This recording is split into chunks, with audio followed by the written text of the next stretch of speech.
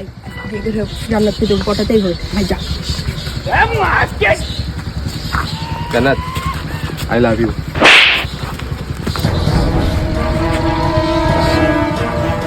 ভাই ব্যাপার নাই।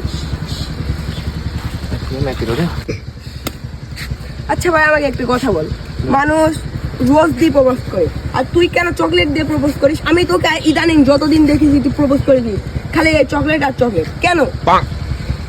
তুই প্রত্যেকটা প্রপোজ দেখিস নি এই চকলেটে কিন্তু করেছিস আমি। কি কে রাজি হ্যাস? না রাজি হয়নি? না একটা গোলাপের দাম কত জানিস সারাতেই? একটা গোলাপের দাম 30 টাকা, এর দাম কত? 10 টাকা।